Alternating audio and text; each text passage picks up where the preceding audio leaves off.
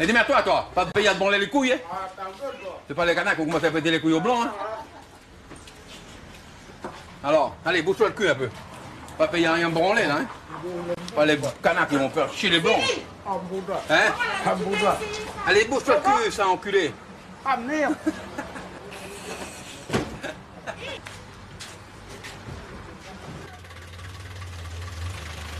Cet extrait nous montre l'histoire coloniale de la Nouvelle-Calédonie et la condition déplorable des Kanaks résumée en 50 secondes dans l'émission Striptease en 98. Alors il est important de ne pas faire d'amalgame, c'est dans mes principes de jamais faire d'amalgame, de ne pas faire de généralité. Il est important aussi de dire que cette vidéo date d'il y a 30 ans, donc on peut penser que les choses ont changé, mais, avec un grand mais, il y a toujours des traces nettes de ce passé colonial qui ternit les conditions de vie des Kanaks. Ça, il faut le dire clairement. Je vous explique un peu le contexte. La Nouvelle-Calédonie est le théâtre d'une révolte intense, marquée par des pillages, des affrontements armés avec la police et des mutineries en prison. Cette situation révèle les profondes tensions liées à la colonisation française dans cette région. Retour en arrière. La colonisation de la Nouvelle-Calédonie. La Nouvelle-Calédonie était initialement habitée par des peuples autochtones jusqu'à ce que les Européens y établissent des comptoirs et des missions au XIXe siècle. Des comptoirs, c'est des structures étrangères placées dans des points stratégiques pour favoriser le commerce international. Napoléon III a ensuite transformé l'île en un bagne où les prisonniers étaient soumis à des conditions de travail inhumaines. Cette exploitation était accompagnée par la découverte de ressources minières telles que le nickel attirant l'intérêt des capitalistes. Une longue histoire de révolte des Kanaks. Les Kanaks n'ont jamais accepté passivement la colonisation, menant plusieurs révoltes au cours de l'histoire.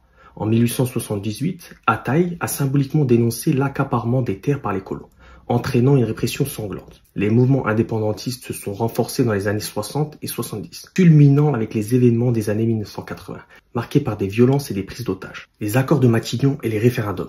Pour apaiser les tensions, les accords de Matignon ont été signés en 1988, ouvrant la voie des référendums sur l'autodétermination. Malgré ces avancées, les inégalités persistent, exacerbées par les résultats mitigés dans les référendums sur l'indépendance en 2018, 2020, puis 2021. Mai 2024, révolte contre la réforme constitutionnelle. Face à une tentative de réforme constitutionnelle visant à limiter l'indépendance future, la population se soulève massivement. Les manifestations dégénèrent en violence, illustrant le profond mécontentement et la volonté de résistance face à la marginalisation continue. On peut voir que la Nouvelle-Calédonie est le théâtre d'une lutte persistante pour la liberté et l'autodétermination, marquée par des siècles d'oppression coloniale. Alors que le gouvernement français tente de réprimer les mouvements de contestation, il est crucial de reconnaître les aspirations légitimes du peuple kanak à décider de son propre avenir. Réponse du député de la Nouvelle-Calédonie après tout ce qui se passe. Nicolas Merzoff nous dit « En Nouvelle-Calédonie, il y a actuellement deux types de Calédoniens. Ceux qui cassent, pillent, volent, menacent, blessent et brûlent. Et ceux qui protègent, qui ont peur, qui sont menacés, mais qui demain reconstruiront ce qui a été détruit. » Donc ça, c'était la réponse du député de la Nouvelle-Calédonie, le cow-boy calédonien. Pour rappel, Claude Merzoff en prison pour homicide involontaire. La cour d'assises a requalifié en homicide involontaire l'accusation de meurtre contre Claude Merzoff et l'a condamné à 3 ans de prison dont 2 fermes et 1 avec sursis. Et donc, il est de quel côté ce Calédonien? Dites-le moi en commentaire. Donc je vous montre juste après aussi la déclaration de Jean-Victor Castor, député de la Guyane, qui dit que ce n'est pas un mouvement social qu'on va tenter de mater, c'est un peuple qui revendique sa pleine souveraineté. Déclaration vraie. Souvent, ceux qui se sont exprimés ici ont parlé de ce qui s'est passé à Ouvéa avec les 21 morts. Mais la colonisation en Nouvelle-Calédonie pour les Kanaks, ce ne sont pas une dizaine de morts. Ce sont des milliers de morts. En 170 ans de présence française, il y a eu les batailles. L'une des plus connues, les plus célèbres, c'est celle du chef Rataille.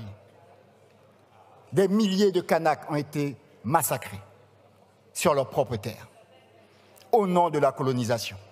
Après quelques jours d'affrontements entre la police, les gendarmes, la milice coloniale, le gouvernement français contre les Kanaks, quelle a été la décision de Matignon et du Premier ministre Gabriel Attal? L'application TikTok vient d'être interdite en Nouvelle-Calédonie suite aux émeutes en cours et l'armée est déployée pour sécuriser les ports et aéroports de l'île. Magnifique. On y est maintenant, le pouvoir contrôle les réseaux sociaux. Ils appliquent des méthodes de république bananière. C'est catastrophique. C'est des méthodes de pire dictature. La liberté d'expression est bafouée. Venant du pays des droits de l'homme, c'est compliqué. Ça montre vraiment une certaine censure. La seule méthode trouvée par Gabriel Attal, c'est de censurer le peuple. C'est parfait. Bref, dites-moi ce que vous en pensez en commentaire. Bien sûr, toujours dans le respect. Dites-moi vraiment ce que vous en pensez. C'est très important. Merci.